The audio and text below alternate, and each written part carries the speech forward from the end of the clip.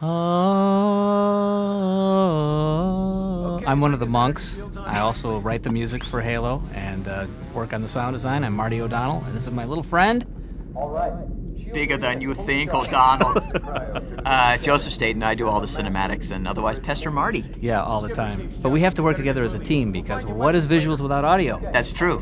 Good point. And this is an excellent example of just that, Right, that relationship, This Marty. opening, somewhat cutscene, but you still have control of the camera, but action is still happening on the screen. Hey, this actually happens a lot in the first level, which is what we're seeing now. The player is actually taking camera control away from me, Right. which makes me nervous. But at the Right. same time, sets up really cool cinematic moments that we've just essentially set up different things that are going to happen in the environment, be they explosions that trigger when you run by them, or guys that run up to you and have something important to say, little in-level cinematic Every moments piece that of are very shrapnel cool. has its own metallic hit sound when it hits, and you know where it's hitting because you have surround sound on, everybody, right?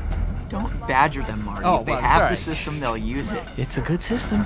But really, this whole first part of the game, when you're on your ship, the Pillar of Autumn, this big, massive, kilometer-long cruiser, you are essentially being boarded by the aliens, and we really wanted to give the player in real time that feeling of panic, terror, as the aliens tear through your ship. And there's Mendoza. Mendoza, actually, the Marines each have unique personalities and names. And look because, at that throw. That's a great grenade throw. Great moment.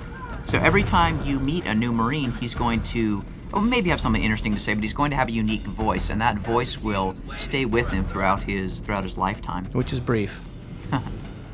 If you're trying to protect them. Oh.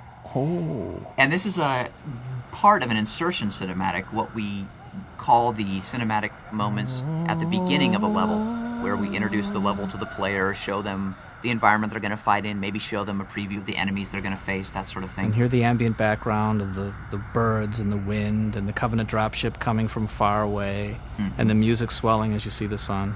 And this is actually a pretty challenging Of course, environment. you're not hearing that at this moment. You're hearing us. Right, sure. But, okay, just pretend. But a pretty challenging environment to actually try to create cinematics for and add sounds to, just because it is so big and imposing. And a giant waterfall over to your right, which is echoing off the cliffs. And it really, truly is echoing because we have environmental modeling, digital signal processing chip on the Xbox, which we can set to all sorts of environmental models. Like this is a huge room with a really big echo. And this is the Arnold Schwarzenegger shot. I don't know why you refer to that as the Schwarzenegger shot. Don't you when remember it's that movie? clearly a sort of Godard. Anyways, Yeah. that's another insertion cinematic, again, showing the player who they're going to fight, where they're going to fight them. Yep. And if you're quick enough on this level, you can actually steal one of the Banshees, this alien flying vehicle, from the aliens before they're able to get into it. And to show you how big it is, I think if you were to get in this Banshee and just fly straight across to the other side, it still takes you like 20 seconds. It's a really big And every one of those little plasma hits, when it hits the wall, has its own little unique burning sound. Which was actually- partially my mouth noise, by the way, for those of you who didn't know that. That's gross, dude. Yeah, okay. But Mouth I mean, noises are good for games, trust me. Because you know they're what, everybody good for else... something else, Hey, too. hey! Edit that out. All right. Yeah. Okay, so where are we? Look at those hooves that these guys have. Those creatures are great. You know, whenever you kill one of those creatures, you should definitely get up close and just look at it for a while, because it's unbelievable what it looks like. Actually, we don't really spend a lot of time luxuriating on and actually showing you the aliens in the cinematics, Right. which is too bad, because every little piece of them has a sound when it clanks. This hunter's armor, his shield, for Right. example. Even when he's breathing, he makes sounds, and it's tied directly to the way his idle animations work, and then his action animations.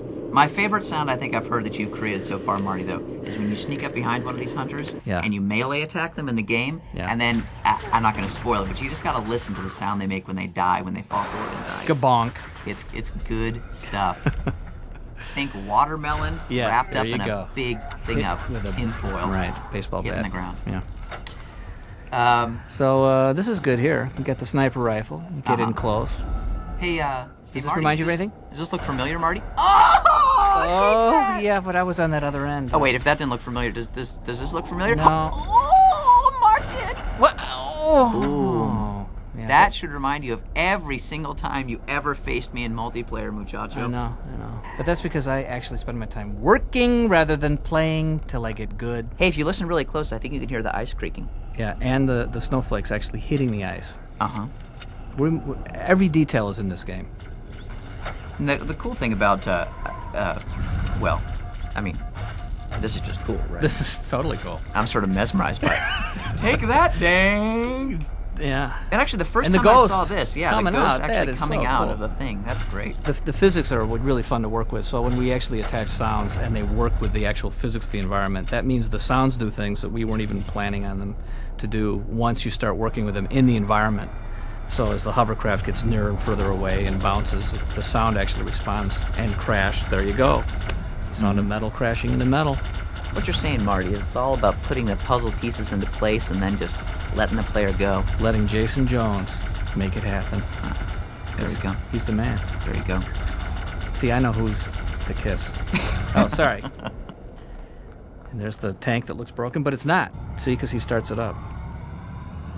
And working on engine sounds for these things is also a blast because the engines, you can tell exactly what's coming at you from behind. Something's coming at you from behind. You can tell if some little creature walking up to you or some huge tank driving up to you. You don't even have to see it.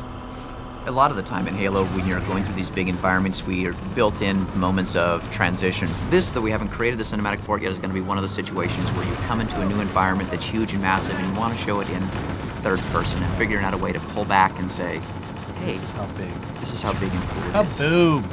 Oh.